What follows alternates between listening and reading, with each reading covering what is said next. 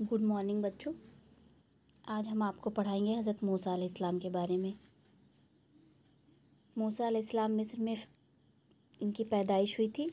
मिस्र में फ़िरौन की हुक्मरानी थी, जो अपने आप को खुदा कहलवाया करता था और समझता था कि वो अपनी पसंद का हर काम कर सकता है।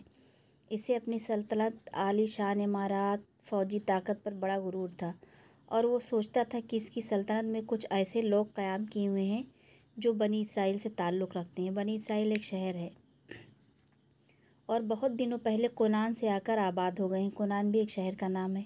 वो मिस्र के नहीं हैं बल्कि दूसरे मुल्क के हैं। मगरूर फ़िरौन इनकी भलाई का ख्याल भी न रखता था। इसने अपनी रियाया को कई दर्जों में तकसीम कर रखा था। सबसे ऊंचा मकाम घमंडी फ़िरौन खुद का था, फिर इसके वज़ीर उमरा भी, जबकि बनी इसराइल के को इसने समाज में सबसे नीचे दर्जे पर रखा था। यही नहीं, बनी इसराइल को तमाम इंसानी हुकूक अख्तियारात से भी महरूम कर रखा था।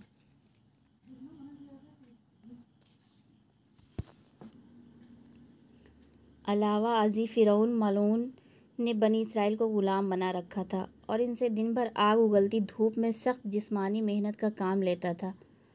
इन बेचारों को गधों और बोझ ढोने वाले जानवरों की तरह काम करना पड़ता था।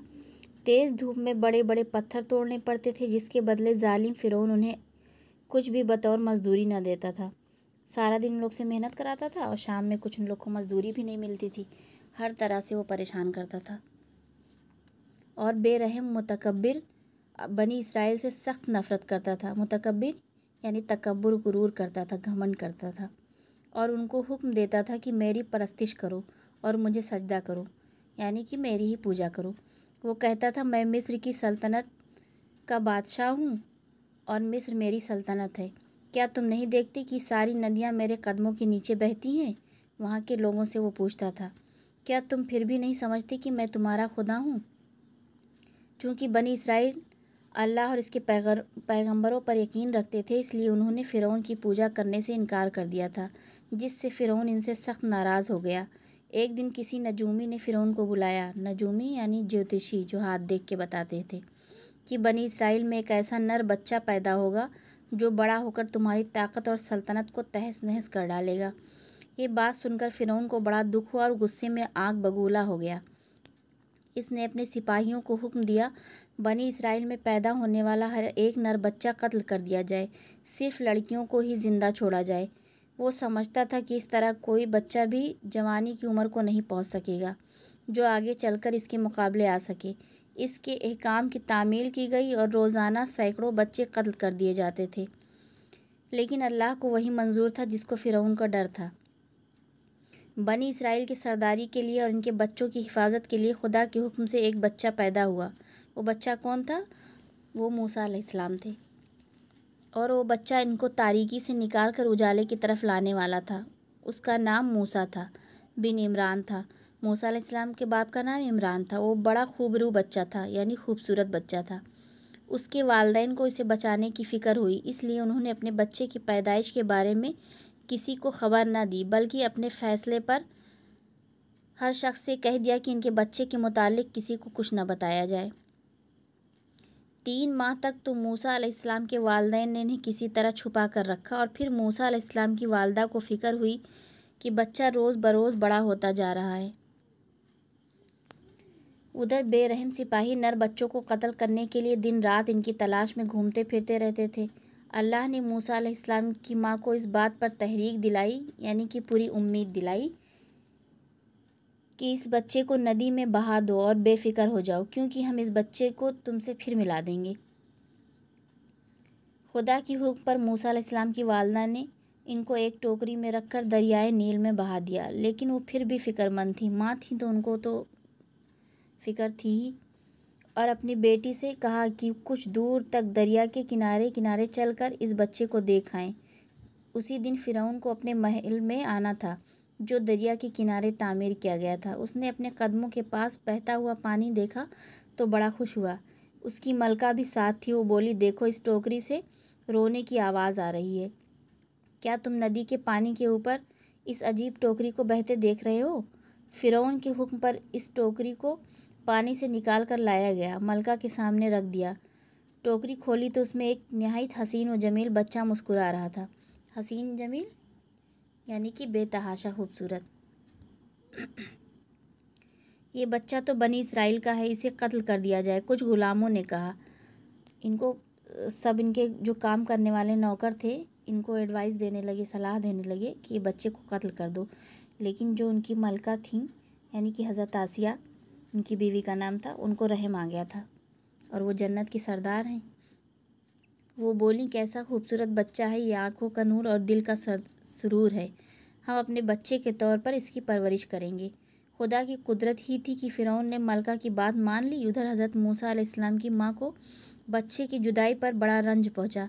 महल में पहुँचकर हज़रत मूसा अलैहिस्सलाम ने दूध नहीं पिया और अल्लाह का हुक्म था कि महल के साकिनों ने दूध पिलाने वाली की बहुत सी दाइयाँ बुलाईं। साकिन यानी काम करने वाले, दाइयाँ जो पहले ज़माने में गांव की औरतें थीं, वो शहर से बच्चे लाके पालती पोसती थीं, उनको दूध पिलाती थीं, उनकी देखभाल करती थीं, तो उससे उनके वालिदैन जो हैं बच्चों के, उनको पैसा दिया करते थे। लेकिन किसी को कामयाबी न मिली। तब हज़रत मूसा अलैहिस्सलाम की बहन जो बहती हुई टोकरी के साथ साथ चली आई थी, महल में आई और बोली, क्या मैं आप लोगों को ऐसे ख़ानदान का पता दूं जो उस बच्चे की अच्छी तरह परवरिश और देखभाल कर सके। फ़िरौन और मलका इस बात पर राज़ी हो गए और वो हज़रत मूसा अलैहिस्सलाम की बहन थी।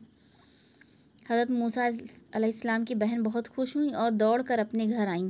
कुछ ही देर में अपनी माँ को साथ लेकर महल में पहुँची। हज़रत मूसा अलैहिस्सलाम की माँ ने बच्चे को अपनी गोद में उठाया और मूसा इनका दूध पीने लगे।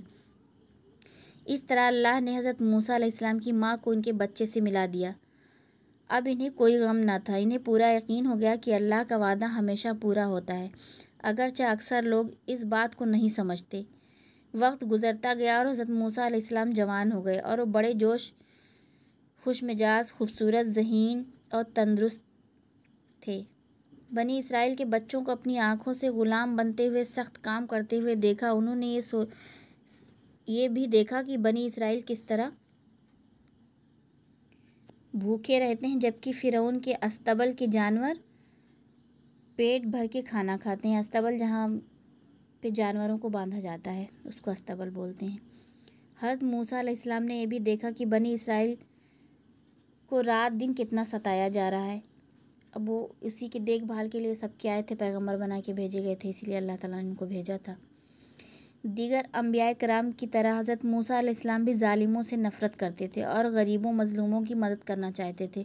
एक मर्तबा दो आदमी आपस में लड़ रहे थे, जिनमें से एक इन्हीं के कबीले का था, जबकि दूसरा शख्स इनके दुश्मनों में से था। इनके कबीले वाले शख्स ने हज़रत मूसा अलैहिस्सलाम से मदद मांगी। इस पर हज़रत मूसा अलैहिस्सलाम ने मुखालिफ शख्स को, यानी जो सामने वाले थे, उनको इतने ज़ोर से घूंसा मारा कि वो मर गया। इस पर हज़रत मूसा अलैहिस्सलाम को बहुत पछतावा हुआ और उसको हलाक करना नहीं चाहते थे, वो तो सिर्फ डरा रहे थे। उन्होंने अल्लाह से अपने किए पर माफ़ी मांगी। दरअसल इनका मकसद मिस्र वालों को मारना नहीं, बल्कि बनी इसराइल को आज़ाद कराना था। इस वाक़े की खबर फ़िरौन के कान तक पहुंची। इसके सिपाही मिस्र के आदमी के कातिल का पता लगाते रहे। अगली सुबह को जब हज़रत मूसा अलैहिस्सलाम के शहर के रास्ते से गुज़र रहे थे, उन्होंने बनी इसराइल कबीले के एक शख्स को मिस्री से लड़ते हुए देखा। वो इसराइली वही था जिसकी उन्होंने गुज़िश्ता रोज़ मदद की थी। उन्होंने एक बार फिर हज़रत मूसा अलैहिस्सलाम से मदद चाही। जैसे ही हज़रत मूसा अलैहिस्सलाम ने इस दुश्मन कबीले वाले शख्स को मारने के लिए हाथ उठाया, तो इसे चीखते चिल्लाते हुए कहा, मूसा, क्या तुम मुझको भी इस शख्स की तरह मारना चाहते हो जिसको तुमने कल मार डाला था? मालूम होता है कि तुम्हारा मकसद दुनिया वालों पर जुल्म करना है। हज़रत मूसा अलैहिस्सलाम फ़ौरन समझ गए कि कल के वाक़या का इल्म सबको हो गया है। जब ये ख़बर महल में पहुंची तो वहाँ एक मजलिस का इनेक़ाद किया गया था, यानी मुनक़्क़द की गई थी मजलिस, एक लोगों को जमा किया गया था और इस बात का चर्चा हुआ। इस वक्त एक शख्स शहर से दौड़ता हुआ आया और हज़रत मूसा अलैहिस्सलाम से बोला, मूसा, बादशाह के आदमी तुम्हें कत्ल करने का मंसूबा बनाए रहे हैं, इसलिए मेरा मशवरा मान लो और यहाँ से जल्द निकल जाओ। हज़रत मूसा अलैहिस्सलाम ने शहर से कूच का इरादा कर लिया, लेकिन वो समझ नहीं पा रहे थे कि कहाँ जाएं। उन्होंने अल्लाह से फ़रियाद किया, अल्लाह इस बुरे लोगों से मेरी हिफाजत कर। अल्लाह ने इनकी मदद फरमाई। वो तनहा लंबा सफ़र करके एक ऐसी जगह पर पहुँचे जहाँ फ़िरौन की हुकूमत नहीं थी और वहीं आराम करने लगे। हज़रत मूसा अलैहिस्सलाम बहुत थके हुए प्यासे थे। वो घने दरख्तों की छाँव में चलते हुए दरख्तों के एक ऐसे झुंड के पास पहुँचे जहाँ कुआं था। वो कुएं के पास बैठ गए। उन्होंने वहीं देखा कि बहुत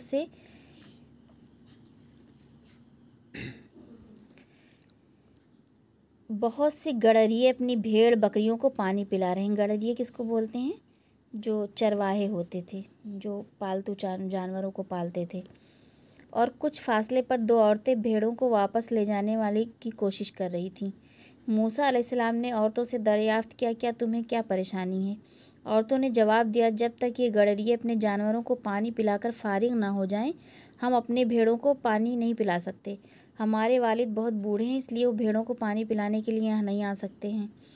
हम इन नाशाइस्ता गडरियों से धक्का मुक्की नहीं कर सकते। ये सुनकर हज़रत मूसा अलैहिस्सलाम उठे और उन खुदगर्ज गडरियों को वहाँ से खदेड़ दिया। उन्होंने औरतों की मदद की। इनके लिए इस वक्त तक कुएं से पानी निकालते रहे जब तक सारी भेड़ों ने अपनी प्यास नहीं बुझा ली, और फिर उन्हें घर वापस ले गए।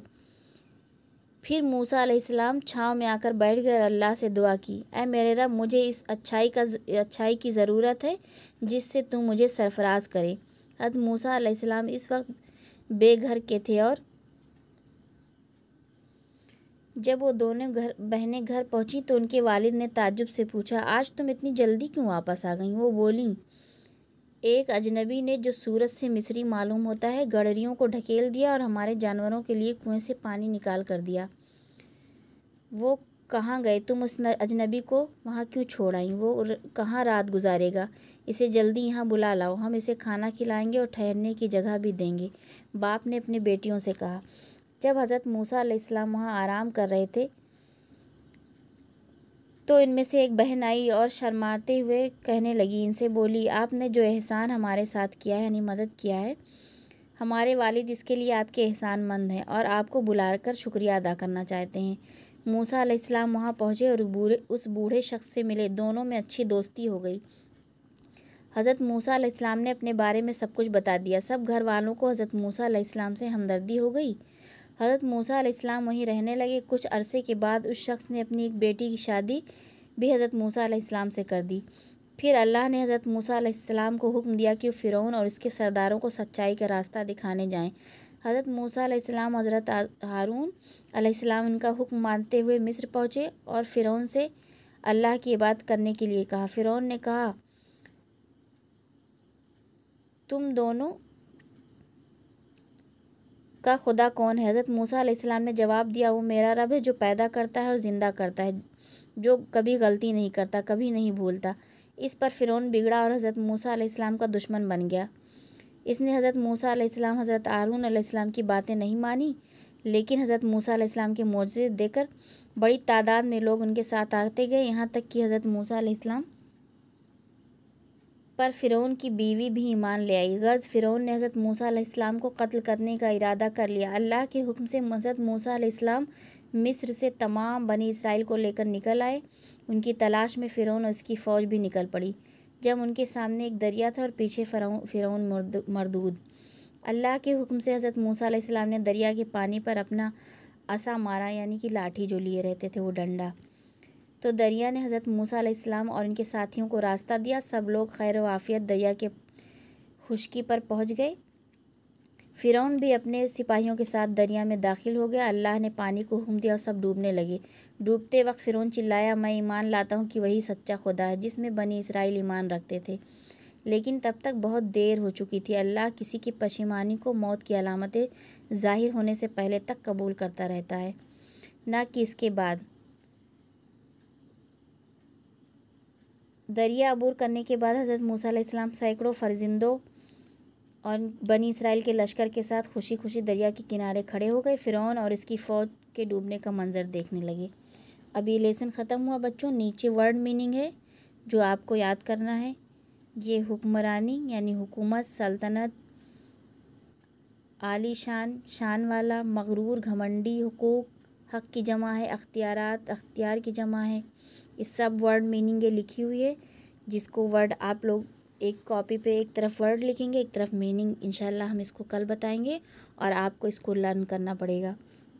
नीचे लिखा है ये ज़बानी मश्क करने के लिए, इन लफ्ज़ों को बुलंद आवाज़ से दोहराइए। क़याम, मग़रूर, हुकूक, अख्तियारात, नफ़रत, इनकार, तारीकी, सिपाही, पैगंबर, सुरूर, महल।